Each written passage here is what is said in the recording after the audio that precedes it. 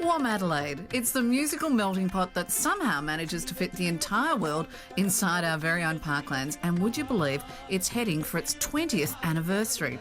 And while it attracts performers from all over the globe, it's the homegrown heroes who stitch the patchwork together. And we set out to meet some of the locals who get a very different view of the event from behind the scenes. No one sums up the WOMADelaide spirit like Maureen Graney and Andrew Borman, just two of the volunteers among the 160 or so who keep the crowds on track. And they've been at every event since 1992, so they're pretty well qualified to be ambassadors at large.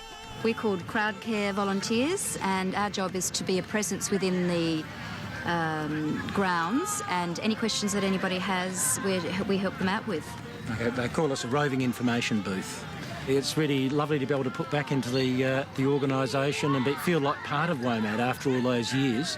So it's nice to be on the other side, not just as a paying customer, but see what goes on behind WOMAD. Yeah. We can always take home a little of what we love from WOMADelaide, and that means someone has to chase up at least 6 acts and artists on the program and arrange to have their music in stock for the festival. Now, Vic is a bit like a one-man iTunes store. There's nothing like seeing a band live to get people obviously interested in buying the CD.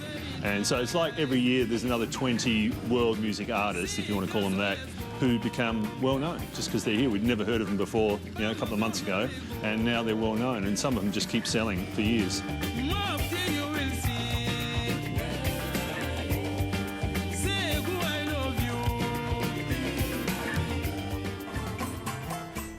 Sometimes the music of WOMADelaide takes on its very own flavour, literally.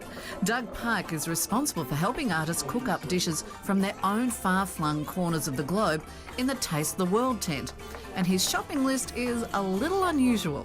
They're not bizarre for the people cooking them, that's the point, but it's maybe bizarre for us. I think we cooked camel last year, and people are like, wow, camel, never had it before, but really it's quite bland and inoffensive. It's not anything to be scared about. It's just camel. Getting the youngsters involved is a WOMADelaide hallmark.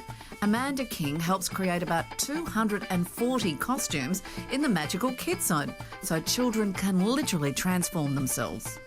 OK, Amanda, I'm intrigued. What are you working on? This is going to be a budgie costume, and it's one of the costumes that are being made for the Parrot Parade on Sunday. Oh, and the parade is always such a highlight. Yeah, it's especially for the children and the families. Yeah, it's great fun. In a venue that's all about the outdoors, you'd think that bad weather could really put a dampener on things. But with 8 years of handing out festival pocket guides under her belt, Moni Arman knows just how waterproof our love affair with the event can be. One year it was pouring down with the rain and we were in the info booth with no lights, saturated, soaked, and could not direct any traffic because no one could see anything. It was quite frustrating, but again, it was a really good time because everyone was just running crazy. Besides, you can always pick yourself up something dry to wear as a memento. Kieran knows just what sells, and you may be surprised. The chairs would be the biggest sellers. They just fly out, and they sell out within the first couple of days, for sure. And the last word from someone who's seen it all and will still be back next time. It's like the United Nations at play, I think, and everyone's having a terrific time. The music from all over the world. It really allows you to dip into lots of different musical cultures, food. Fantastic.